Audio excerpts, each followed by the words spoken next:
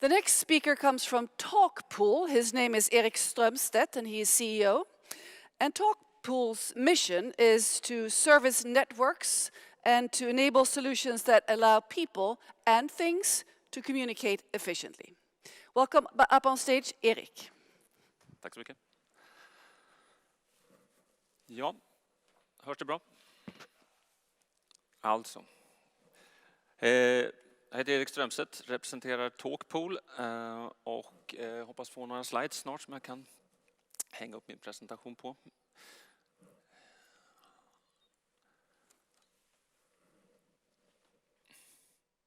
Ja, då börjar jag berätta om Talkpool helt enkelt. Som nämndes här i början så är Talkpool också ett teknikföretag naturligtvis som jobbar med digitala lösningar för kommunikation, internetkommunikation för människor och saker. Vi har varit i kommunikationsbranschen i 20 år och byggt och utvecklat nät och lösningar för kommunikation inom telekom sedan år 2000 ungefär.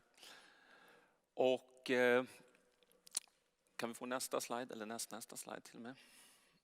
Den ja, perfekt. Tack så mycket. Precis. Och sen 6 år tillbaka så utvecklar vi också egna lösningar för Internet of Things.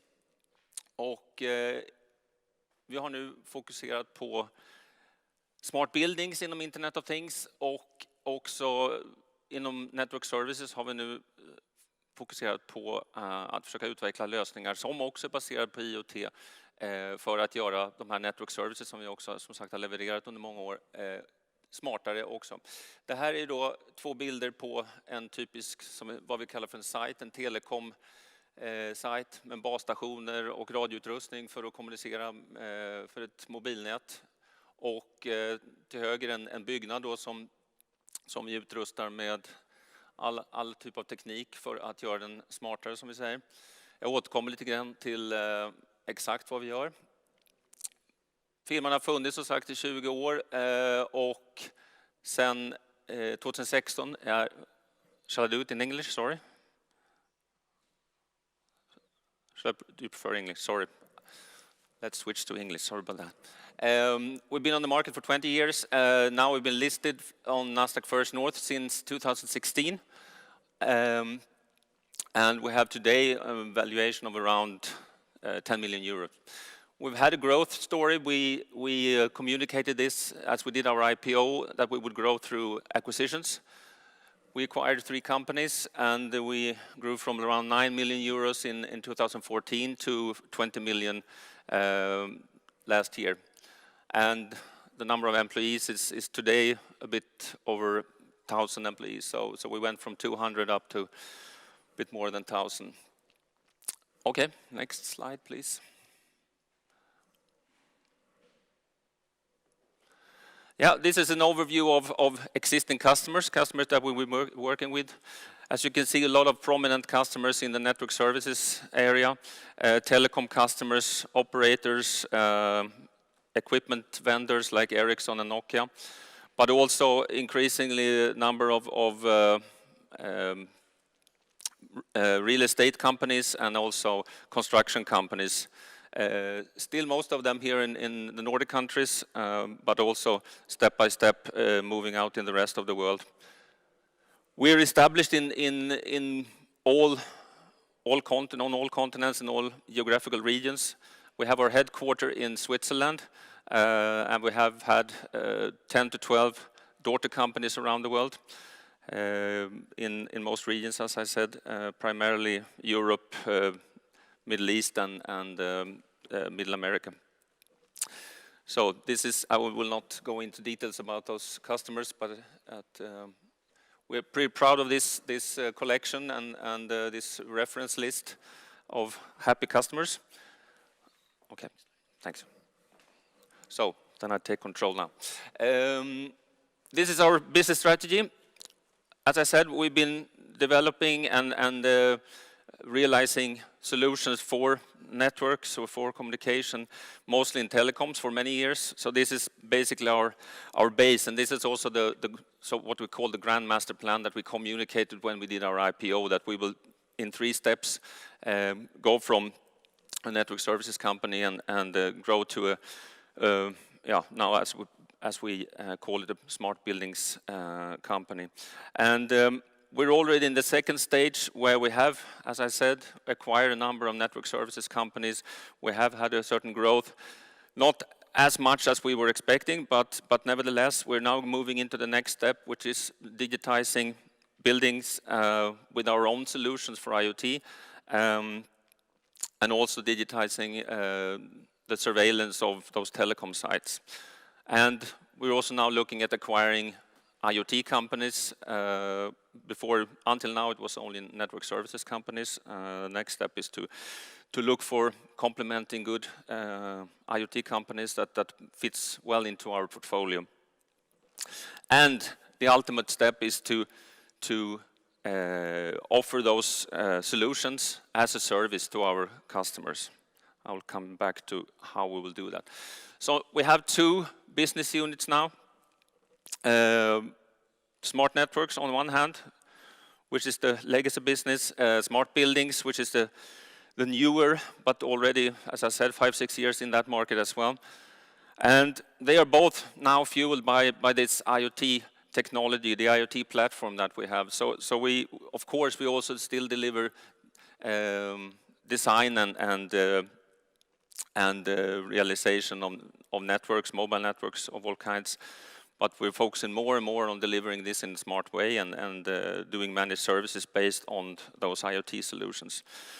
So what we're doing, we're monitoring and serving those cell sites, as you saw before. But we can also now, we can predict what's going to happen, and we can do this smarter and more efficient. And we will also use artificial intelligence to our help. And ultimately, we can also support our customers with data mining and draw clever conclusions about what's happening in their network out there.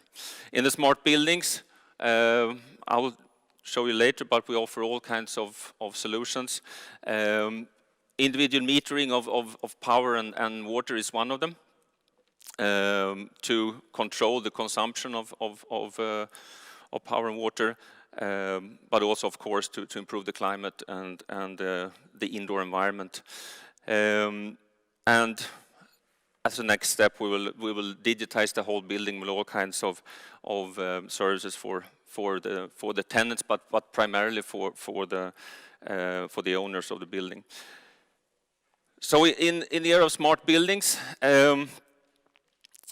it's about digitizing the building. We're doing it from the bottom up, so to say, in the sense that we're controlling the building as such now. We have our own solutions. I don't know if you've seen it, but we have our own developed sensors. We have our own platform now. So we have end-to-end solutions that we offer, partly with third-party products involved, of course, but also with a lot of own products. We do this kind of sub-metering of power and water already, mainly for commercial buildings, but also for residential buildings. And this is, as I said, about controlling the energy consumption, but also to creating a more productive and a better indoor environment. And now with Corona, I mean, healthy environments is more important than ever, right?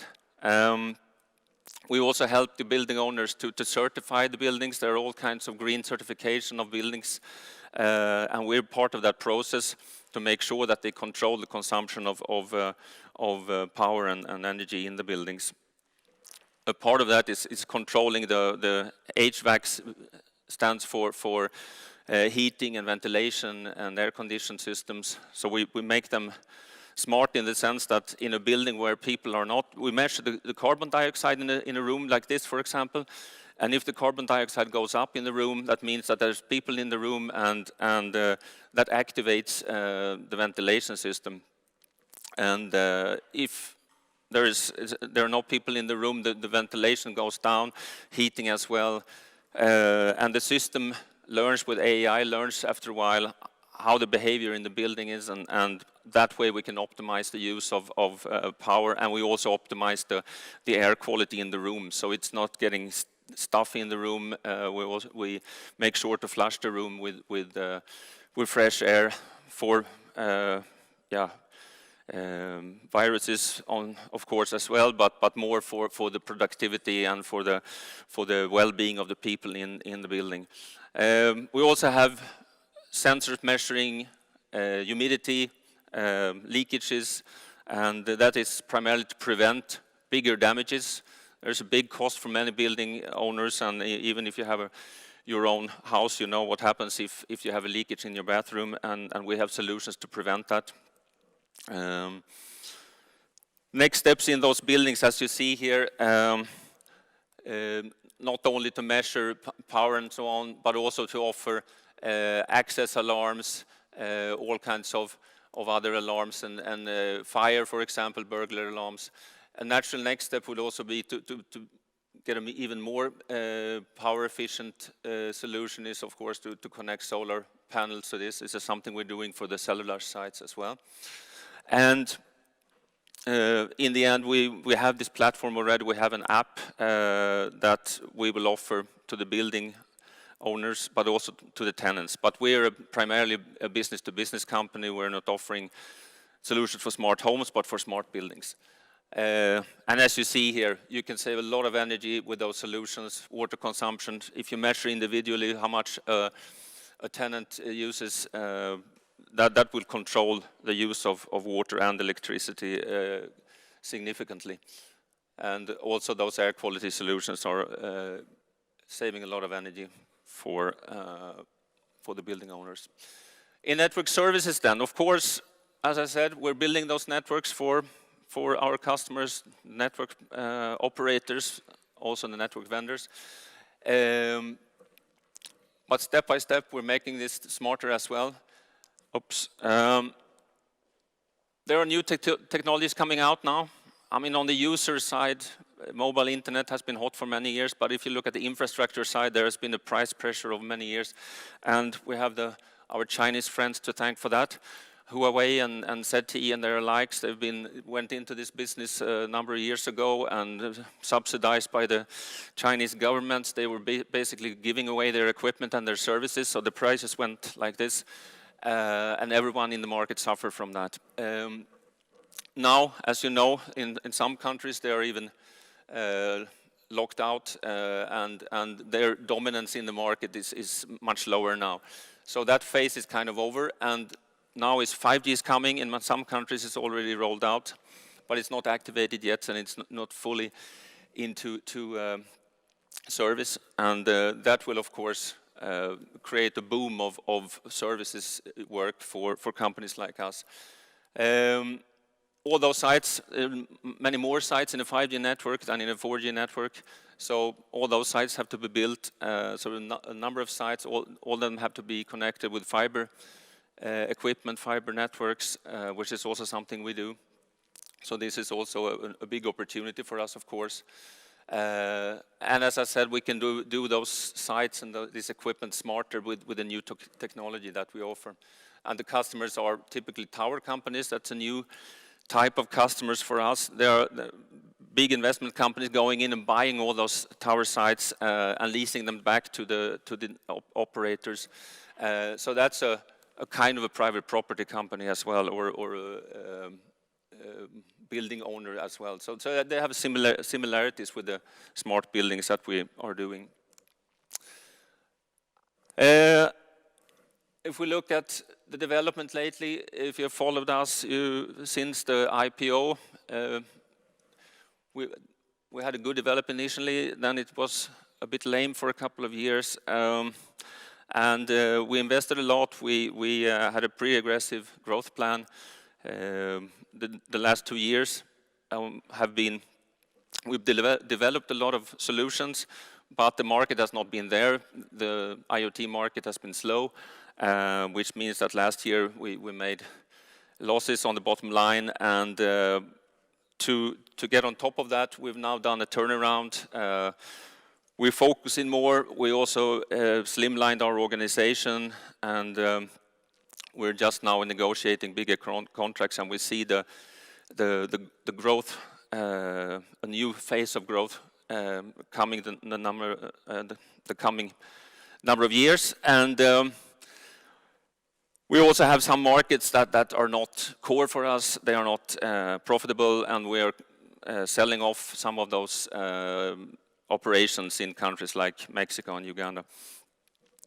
And we're also discontinuing non-core activities and some of the verticals in IoT as well. Initially, as you have seen here before, there are so many applications you can use IoT for, and we have been into many of those verticals. Now we've decided to focus on smart buildings because that's where we are strong, that's where we are established, we have a good name, and that's also going to help us to concentrate and to make ourselves more lean and mean and efficient.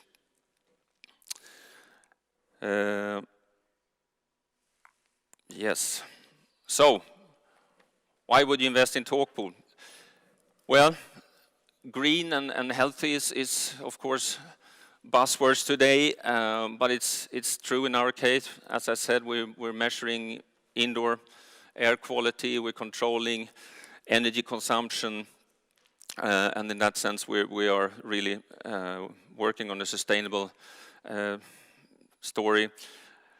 The markets are taking off now, as we see. The digitization is on everyone's lips, of course, but it's also happening now. It's been a lot of talk about it for many years, but especially in the areas we are in, network services, in buildings, we see it coming now. I mean, some of those companies have not been very mature when it comes to technology, but now they realize that they have to catch up, and we already have a lot of test installations with some of the customers you saw before, some of the biggest companies in Sweden and in Europe, and this is picking up now, definitely.